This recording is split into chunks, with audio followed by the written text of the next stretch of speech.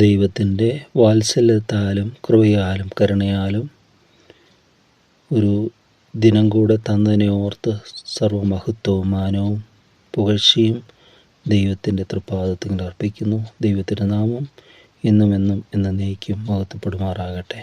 ദൈവ സാന്നിധ്യവും ദൈവിക ബോധവും. ദൈവ സാന്നിധ്യം നമുക്ക് തിരിച്ചറിയുന്നത് കർത്താവായ യേശുക്രിസ്തു പറഞ്ഞു, എൻ്റെ വചനം നിങ്ങളിൽ വസിക്കുന്നതിനാൽ ഞാൻ നിങ്ങളിൽ വസിക്കുന്നുവെന്നാണ്. ദൈവവചനം അത് ദൈവം തന്നെയാണ്. ആദിയിൽ വചനമുണ്ടായിരുന്നു, വചനം ദൈവത്തോടു കൂടിയായിരുന്നു, വചനം ദൈവമായിരുന്നു. ആ വചനമാണ് കൃപയും സത്യവും നിറഞ്ഞവനായി നമ്മുടെ ഇടയിൽ പാർത്തത് കർത്താവായ യേശുക്രിസ്തു. അപ്പോൾ ദൈവത്തിൻ്റെ വചനം നമ്മളിൽ വസിക്കുമ്പോൾ അത് ദൈവം നമ്മളിൽ വസിക്കുന്ന അനുഭവമാണ്. അങ്ങനെയാണെങ്കിൽ ദൈവത്തിൻ്റെ വചനം ശക്തിയാണ്, അല്ലേ? ക്രൂശിൻ്റെ വചനം നശിച്ചു പോകുന്നവർക്ക് പോഷത്വമെങ്കിലും രക്ഷിക്കപ്പെടുന്ന നമുക്കോ ദൈവശക്തിയാകുന്നുവെന്ന് കൊരിന്ത് ലേഖനത്തിൽ പൗലോസ് അപ്പോസ്തലൻ നമ്മളെ ഓർമ്മപ്പെടുത്തുന്നുണ്ട്. തുടർന്ന് സങ്കീർത്തനത്തിൽ നമ്മൾ വായിക്കുന്നുണ്ട്, വചനമയച്ച് അവരെ വിടുവിച്ചു എന്ന്. തുടർന്ന് വചനത്താൽ അവരെ സൗഖ്യമാക്കിയെന്ന് നമ്മൾ തിരുവെഴുത്തിൽ വായിക്കുന്നു. തൻ്റെ വചനം കൊണ്ട്, വചനത്താൽ ഭൂമിയെ മുഴുവൻ ഉളവാക്കിയ ദൈവം തൻ്റെ വചനം കൊണ്ട് ദൈവസ്ഥലത്തെ സൃഷ്ടിച്ചെന്നാണ് പറയുന്നത്. ഇപ്പോൾ words of God is powerful. ദൈവത്തിൻ്റെ വചനം ശക്തമാണ്, ശക്തിയാണ്, അത് ജീവനാണ്, അത് കൃപയാണ്, അത് രൂപപ്പെടുത്തുന്നതാണ്, സൃഷ്ടിക്കുന്നതാണ്. അപ്പോൾ ആ ദൈവവചനം നമ്മൾ ധ്യാനിക്കുമ്പോൾ, നമ്മുടെ ഉള്ളത്തിൽ നമ്മളത് നിക്ഷേപിക്കുമ്പോൾ, നമ്മുടെ ഉള്ളത്തിലത് ജാഗ്രതയോടെ സൂക്ഷിക്കുമ്പോൾ അത് നമുക്ക് ജീവനാണ്. അസ്ഥികൾക്കത് ബലമാണെന്നാണ് പറയുന്നത്.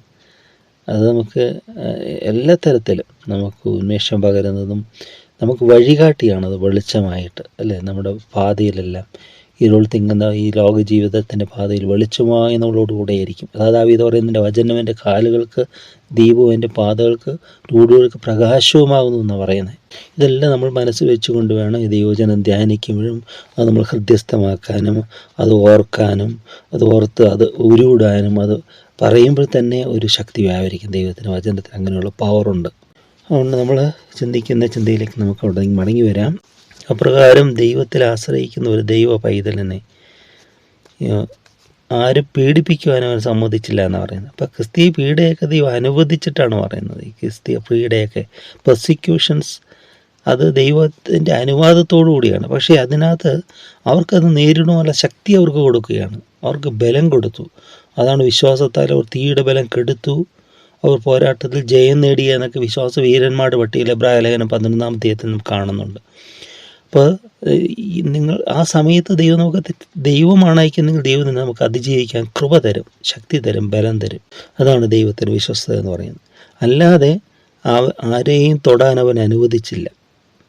ഇപ്പോൾ ദൈവം ഇസ്രായേൽ ജനത്തെ ശിക്ഷിക്കുന്നുണ്ട്, ശാസിക്കുന്നുണ്ട്. പക്ഷെ മറ്റുള്ളവർ വന്ന് അവർ തൊട്ടാൽ അവർക്ക് ക്ഷതം വരുമെന്നാണ് അവിടെ കാണുന്നത്. അത് പേരൻസ് അങ്ങനെയല്ലേ, മാതാപിതാക്കൾ സ്വന്തം കുഞ്ഞുങ്ങളെ അവർ ശിക്ഷിക്കും, എന്നാൽ മറ്റുള്ളവർ അടിക്കുന്നു കണ്ടു നിൽക്കും അവർ ഇല്ല. അവരെത്ര തെറ്റ് ചെയ്താലും മറ്റുള്ളവർ അടിക്കുന്നതൊന്നും ശിക്ഷിക്കുന്നതൊന്നും അവർക്ക് കാണാൻ പറ്റുകയില്ല. അവർ ശിക്ഷിച്ചെന്നിരിക്കും, അവർ ശാസിച്ചെന്നിരിക്കും. ശിക്ഷയും ശാസനവും വെറുക്കുന്ന ഒരു തലമുറയായിട്ട് മാറി. അത് അപകടമാണ്, അല്ല അത് ഭയങ്കര ദുരന്തമാണത് സമൂഹത്തിന് തന്നെ. അതെവിടെ ചെന്ന് നിൽക്കുമെന്ന് അറിയത്തില്ല. കാരണം അപ്പൻ ശിക്ഷിക്കാത്ത മകൻ എവിടെയുള്ളൂ എന്ന് തിരുവെഴുത്ത് പറയുമ്പോൾ തിരുവെഴുത്തിന് വിപരീതമായിട്ടുള്ള എല്ലാ നിയമങ്ങളും അത് പാഴാണ്, അത് ദുരന്തമാണ്, അത് ട്രാജഡിയാണ്.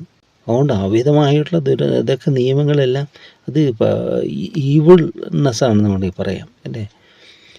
അതുകൊണ്ട് അങ്ങനെയുള്ള ദൈവികമായ പാത, ദൈവികമായ വഴി അത് ദൈവത്തിൻ്റെ വചനത്തിലാണ് രേഖപ്പെടുത്തി വെച്ചിരിക്കുന്നത്. മാനുവൽ ഫോർ അവർ ലീവിങ്, നമ്മുടെ ജീവിതത്തിന് വേണ്ടിയുള്ള മാനുവൽ, ഒരു ജീവിതക്രമമെല്ലാം ദൈവത്തിൻ്റെ വചനത്തിലുണ്ട്. ഇപ്പോൾ ഇവിടെ പറയുകയാണ്, എൻ്റെ അഭിഷിക്തന്മാരെ തൊടരുത്, എൻ്റെ പ്രവാചകന്മാർക്കൊരു ദോഷവും ചെയ്യരുത്, ഡു നോട്ട് ടച്ച് ദം എന്നാണ് പറയുന്നത്. Do not touch my anointed ones, do my prophets no harm, he allowed no one to oppress dum.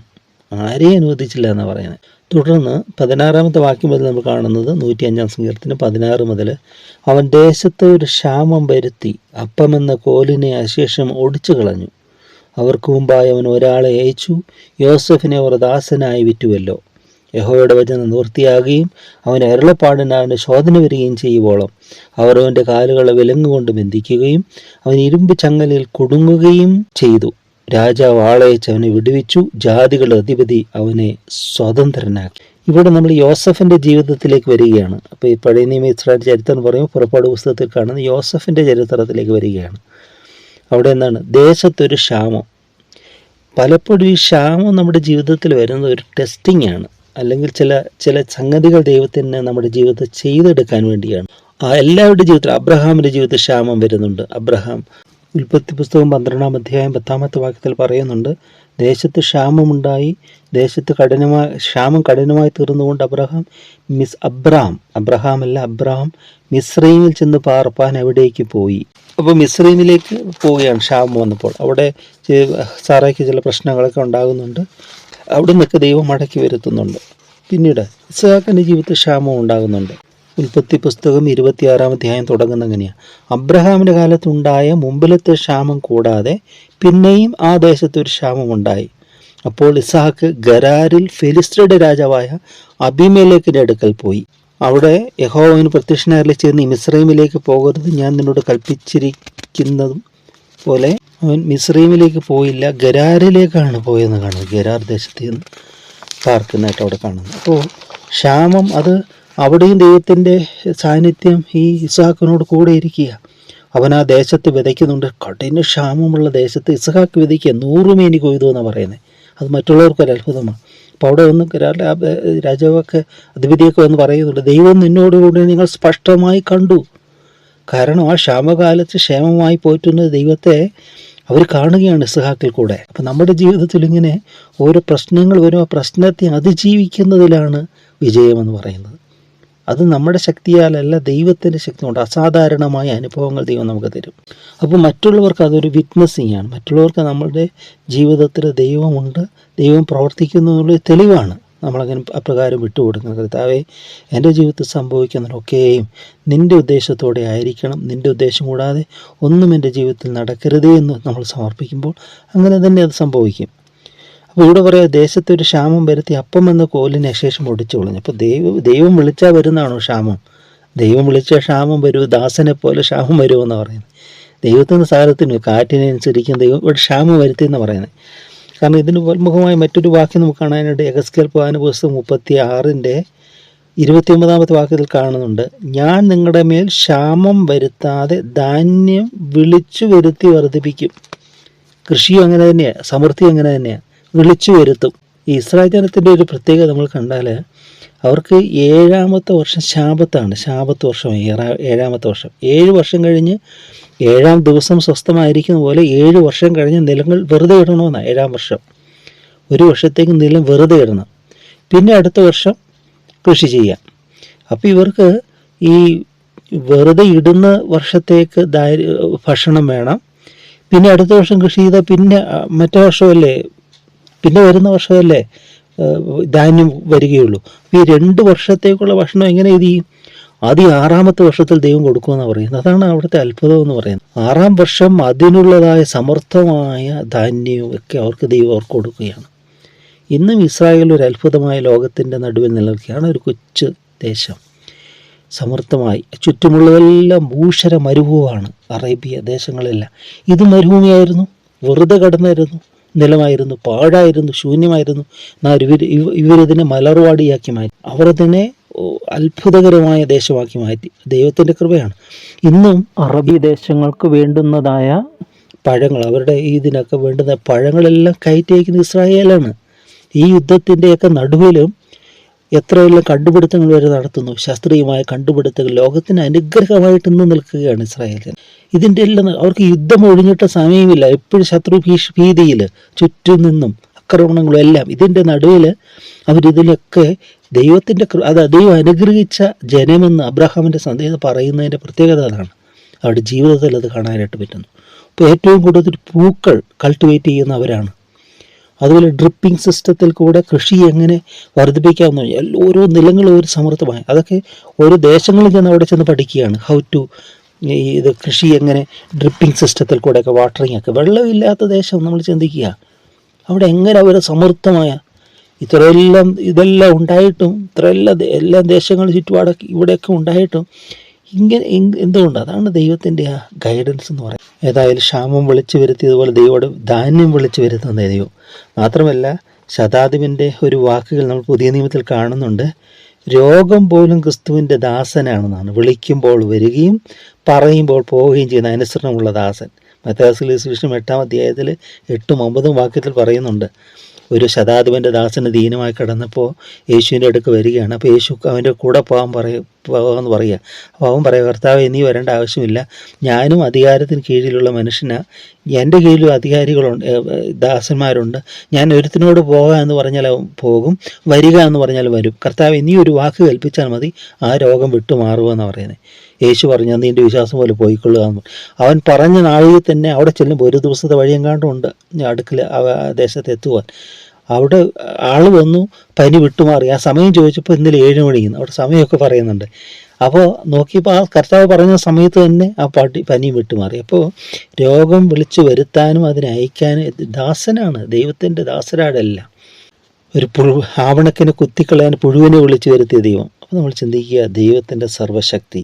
അതിവിടെ പറയുകയാണ്, അപ്പം എന്ന ദേശത്തൊരു ക്ഷാമം വരുത്തി അപ്പം എന്ന കോൽ ആക്ഷേഷം ഒടിച്ചു കളഞ്ഞു. നമ്മുടെ ജീവിതം നമ്മൾ ചിന്തിക്കുക, ദൈവം നമ്മോട് കൂടെയുണ്ടെങ്കിൽ ദൈവത്തിന് അനിഷ്ടമായതെല്ലാം ദൈവം അകറ്റിക്കളയും.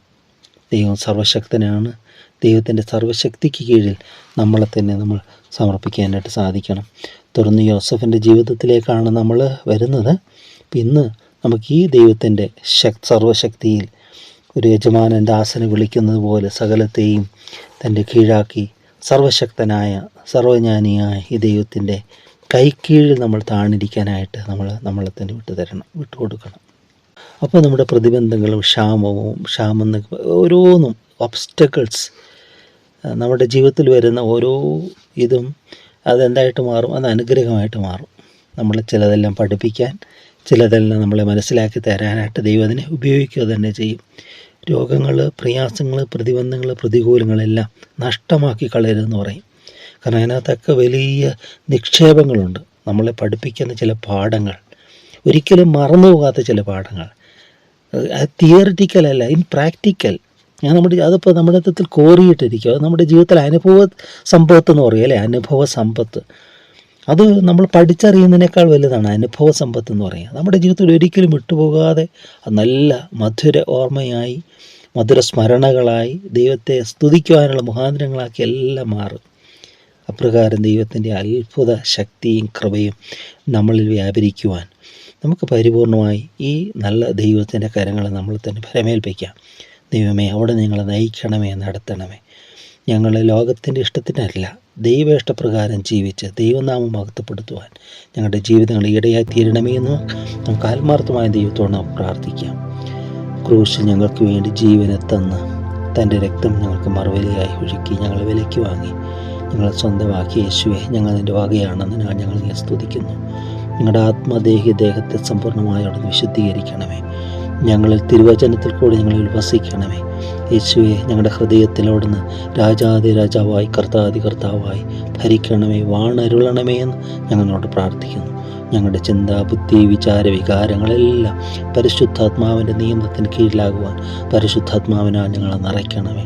അവിടുത്തെ ആത്മാവിൻ്റെ നിറവിനാൽ ഞങ്ങളെ നിറയ്ക്കണമേ, അഭിഷേകിക്കണമേ.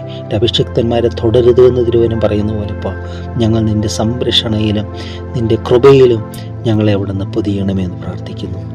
ഞങ്ങളിൽ കൂടെ ഇസ്ഹാക്കിൽ കൂടെ മറ്റുള്ളവർ ദൈവത്തെ കണ്ടതുപോലെ ഞങ്ങളിൽ കൂടെ മറ്റുള്ളവർ ദൈവത്തിൻ്റെ പ്രവൃത്തി കാണേണ്ടതാക്കി തീർക്കണമേ. നല്ല കൃപകൾക്കായ സ്തുതി മഹത്വമുള്ളത് മാത്രം എടുക്കണം. പരിശുദ്ധ തൃത്വനാമത്വത്തിനായി തന്നെ. ആമേൻ.